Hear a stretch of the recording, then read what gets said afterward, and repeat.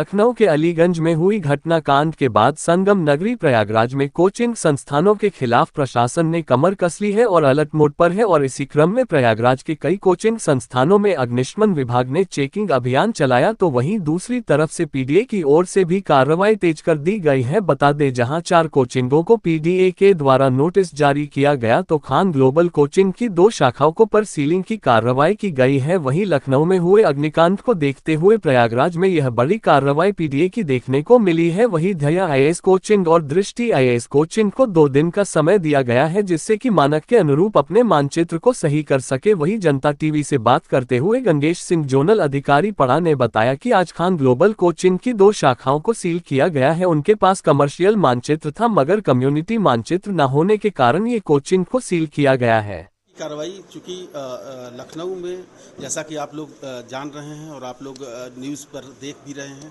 कि ये बहुत ही तगड़ा जो है कांड हुआ है जिसमें तकरीबन जो है 15 से अधिक बच्चों की मौत हो गई है।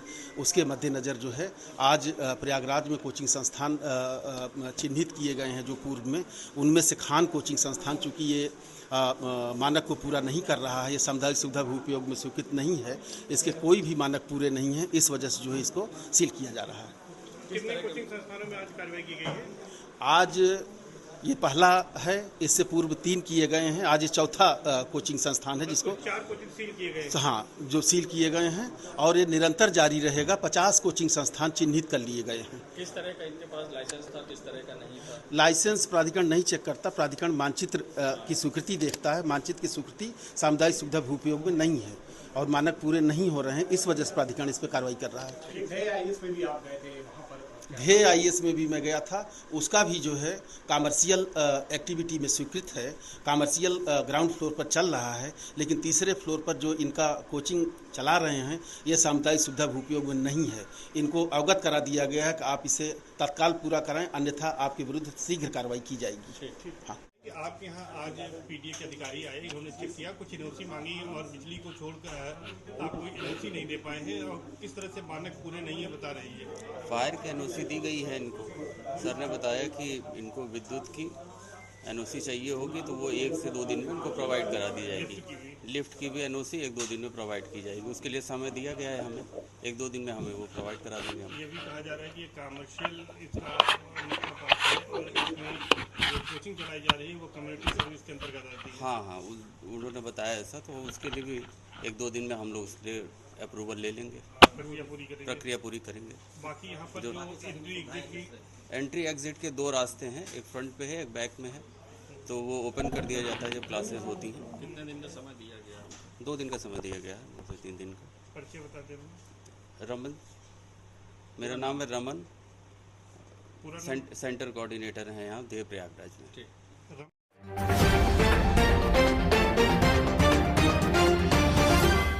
प्रयागराज में रेलवे स्टेशन, सर्कुलेटिंग एरिया एवं ट्रेनों में बढ़ती चोरी छिनैती की घटनाओं की रोकथाम, अवैध तस्करी एवं अपराधियों की गिरफ्तारी व बरामदगी के मद्देनजर चलाए जा रहे अभियान के क्रम में रेलवे प्रयागराज प्रभारी निरीक्षक अखिलेश कुमार सिंह थाना जीआरपी प्रयागराज के कुशल नेतृत्व में उन्हीं प्रवीण कुमार दुबे प्रभारी चौकी जीआरपी मांदा प्रयागराज व आरपीएफ की संयुक्त पुलिस टीम द्वारा रेलवे स्टेशन प्रयागराज जम प्लेटफॉर्म नंबर 1 पर हावड़ा साइड इंड की तरफ मजार के पास से समय 11:50 बजे एक शराब तस्कर अभियुक्त आकाश राजभर पुत्र रतन राजभर को अवैध अंग्रेजी शराब के साथ गिरफ्तार किया गया।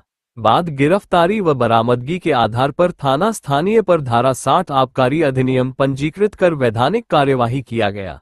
अभियुक्त के कब्जे से एक अदद पिट्टू बैग, एक पिडू बैग में कुल 12 स्मर्नॉफ मिंटी जामुन अंग्रेजी शराब प्रति 750 मेगालीटर व एक हैंडबैग में 80 अदद ऑफिसर्स चवाइस टेट्रा पैक हवीस की प्रति 180 मेगालीटर अंग्रेजी शराब नाजायज माल सील सर्व मोहर मय नमूना मोहर व कायमी धारा 60X एक्ट थाना जीआरपी प्रयागराज जिस पर for sale in Uttar Pradesh only अंग्रेजी में अंकित है, बरामद हुआ।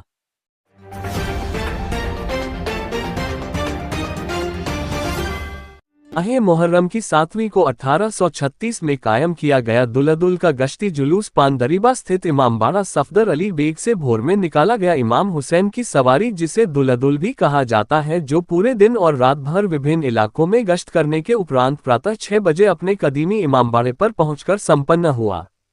शाहगंज स्थित पानदरीबा से सैकड़ों साल से इमामबाड़ा सफदर अली बेग से निकाला जाने वाला दुल्हदुल का ऐतिहासिक जुलूस इस वर्ष भी अकीदत व एहतराम के साथ निकला। शहर के कई क्षेत्रों में घर घर गश्त करने के उपरांत दूसरे दिन भोर में 6 बजे अपने कदीमी इमामबाड़े सफदर अली बेग पर पहुंचकर संपन्न हुआ। 24 घंटों के दुल्हदुल के गश्ती जुलूस में सिलसिलेवार एक घरों में दुल्हदुल ले जाने के क्रम में सहयोग करते रहे। गुलाब व चमेली के फूलों से सजाकर घर घर जियारत कराने के साथ अकीदतमंदों ने दुल्हदुल घोड़े को जहां दूध जलेबी खिलाई, तो वहीं कुछ लोगों ने भीगी चने की दाल से भी दुल्हदुल का किया आदर और सत्कार। मन्नती दुल्हदुल पर सैकड़ों वर्षों से चली आ रही परंपरा का निर्वहन करते हुए सुन्नी समुदाय की महिलाएं भी हाथों में कटोरा और बर्तन में दूध जलेबी भिगोकर गलियों में कतार लगाए खड़ी रहीं और जैसे ही दुल्हदुल पास पहुंचा भीगी आंखों से बोसा लेकर इस्तेकबाल किया और दूध जलेबी खिलाए मन्नतें मांगी। ये इमाम हुसैन की सवारी की शबी हम लोग निकालते हैं, बस मन्नतें मुरादें हैं तो आदमी जो खिलाता है। इमाम हुसैन को 3 दिन का भूखा प्यासा करबला में शहीद कर दिया गया। उसी वजह से जब उन्हीं के नाम से ये जुलझना निकलते हैं और लोग इनको जो है जुलझने को दही जलेबी खिला के अपनी दिल की जो है तमन्नाओं को कि हम ये इजहार करते हैं कि अगर हम भी करबला में होते तो हम आपके साथ मौजूद होते और आपको इस तरीके से ज़िबा होते, भूखा प्यासा न होने देते। उसकी याद में ये 1836 से शाहगंज पानदरीबा मिर्ज़ा सफदर अली बेग से ये जुलझना उठ रहे हैं और ये 24 घंटे का रूट है जुलझने का, और घर घर जाके ज़ियारत करवाना और लोगों की मन्नत, और इससे सबका अकीदा जुड़ा हुआ है।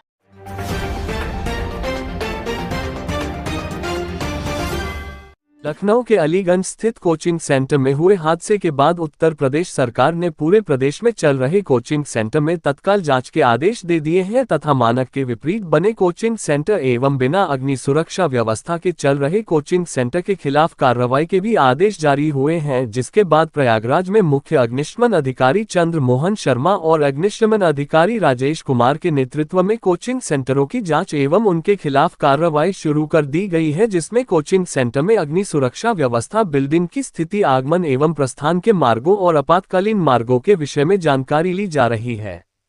इस विषय पर मीडिया से मुख्य अग्निशमन अधिकारी प्रयागराज चंद्र मोहन शर्मा ने बताया कि कल 9 बिंदुओं पर सभी कोचिंग संस्थानों में जांच की जा रही है। इस जांच के दौरान किसी भी कोचिंग सेंटर में यदि कोई कभी पाई जा रही है तो उसके खिलाफ कार्रवाई की जाएगी।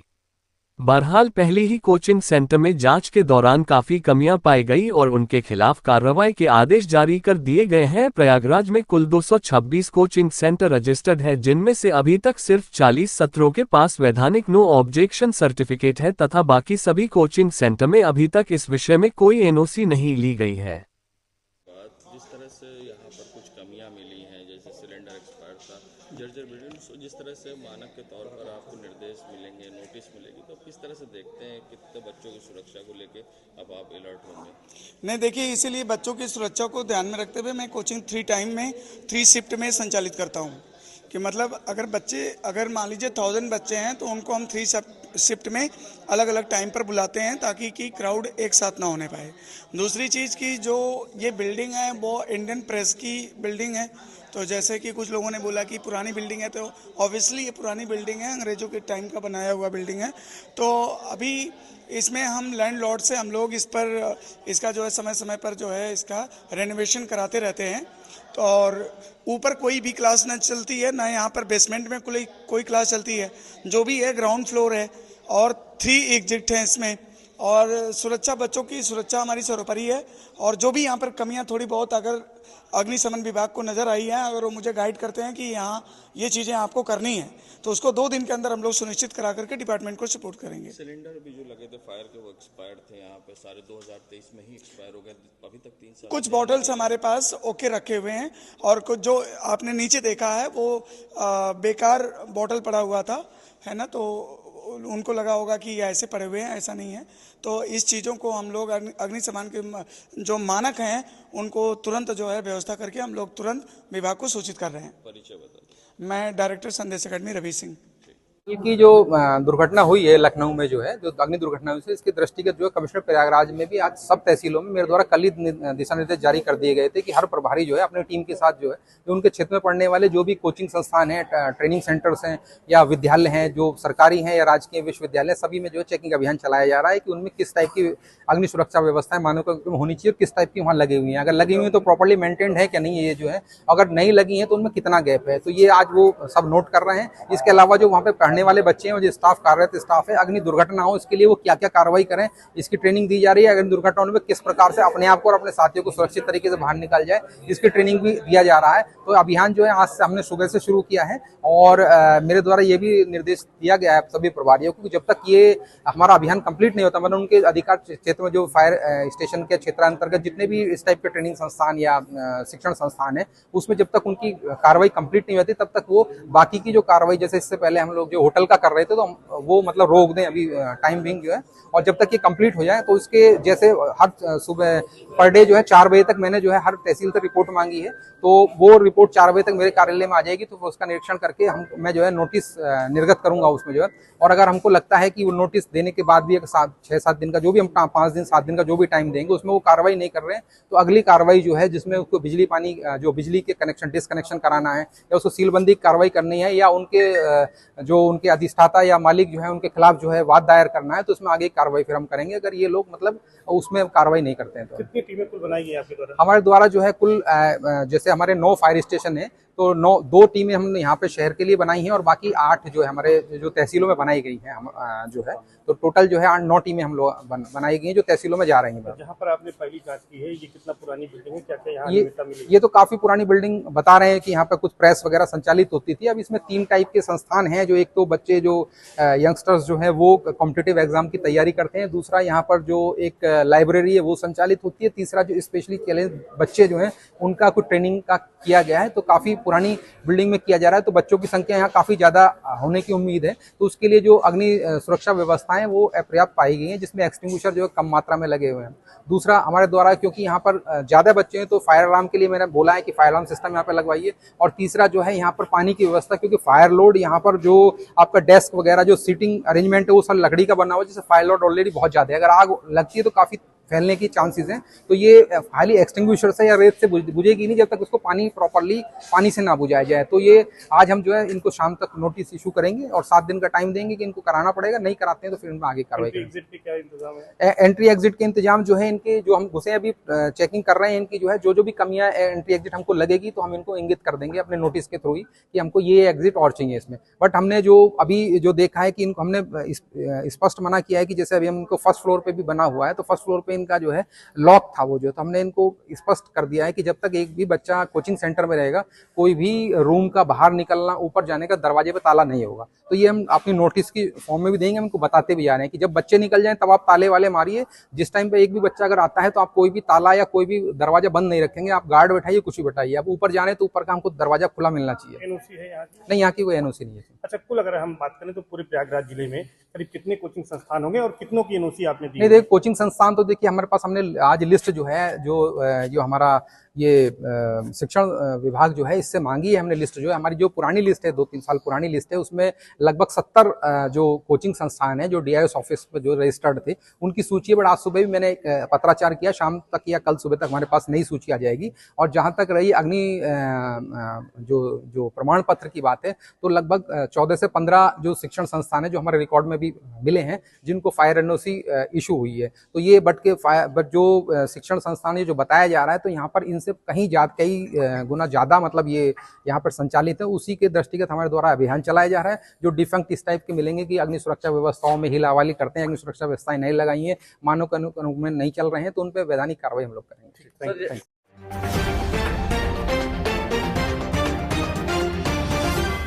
उत्तर प्रदेश में योगी सरकार के गौसेवा आयोग के सदस्य रमाकांत उपाध्याय आज संगम नगरी प्रयागराज पहुंचे, जहां उन्होंने सरकारी और गैर सरकारी गौशालाओं का निरीक्षण किया और गौशालाओं गयों के रहना सहन, उनके खाने के चारा के अलावा उनके स्वास्थ्य से जुड़े मामले की जानकारी लिया और जिन गौशालाओं में कमियां मिली उन्हें तत्काल सुधार करने का अफसरों को निर्देश दिया।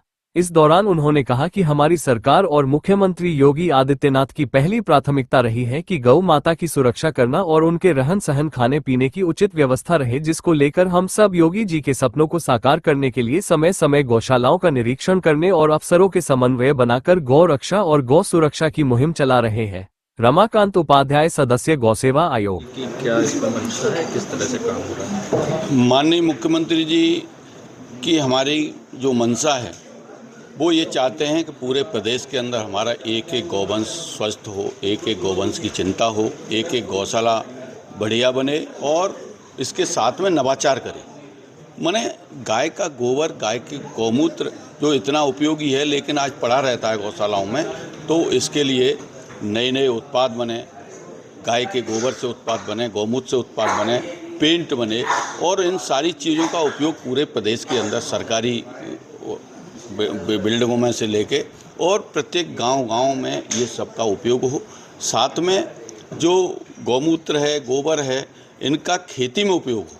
आप समझ रहे हैं कि पूरे प्रदेश के अंदर, पूरे देश के अंदर, देश की बात करते हैं तो ये जो पेस्टिसाइड और यूरिया, DAP का इतना चलन बढ़ा है जिससे कार्बन क्रेडिट 0.2, 0.3 रह गया है। माने खेती हमारी बंजर की ओर जा रही है, हम जहर युक्त भोजन कर रहे हैं और बहुत बड़ा पैसा 1,70,000 करोड़ रुपए हम इस पेस्टिसाइड और इसमें हमारा चला जाता है। लेकिन हमारे पास इतना गोधन है, ये ऊर्जा और ये सारी समस्याओं का समाधान हमारा गोधन कर सकता है, इसका गोबर गौमूत्र कर सकता है। उसमें क्या होगा?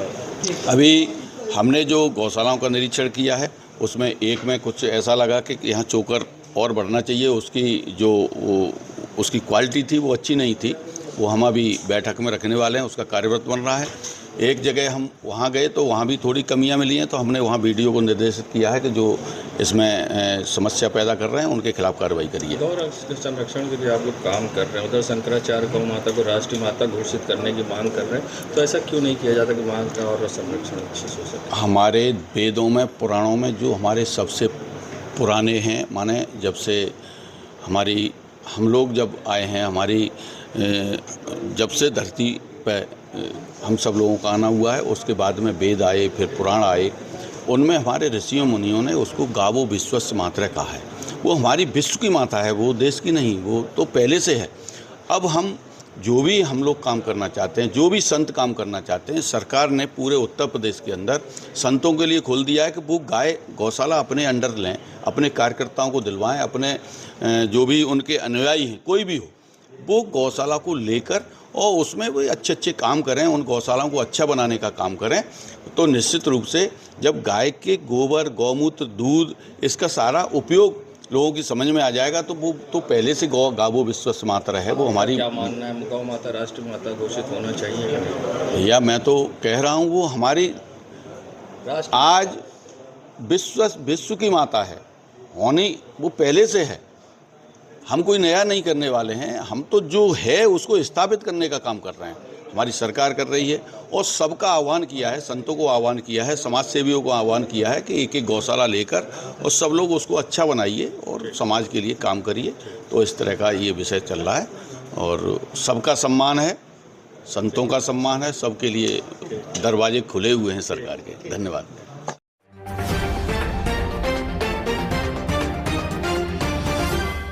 हजरत अली असगर के झूले की जियारत को उमड़ा अकीद तमदों का सैलाब। हजरत अली अकबर के ताबूत और 2 विशाल अलम व हजरत अली असगर के झूले के साथ स्व मुस्तफ़ा हुसैन के अज़ाखाने से अंजुमन मुहाफिज़े अज़ा कदीम ने नौहों और मातम की सदा बुलंद करते हुए निकाला जुलूस। रोशन बाग स्थित इमामबाड़ा स्व मुस्तफ़ा हुसैन से 6वीं मुहर्रम का ऐतिहासिक जुलूस अकीदत व एहतराम के साथ निकाला गया।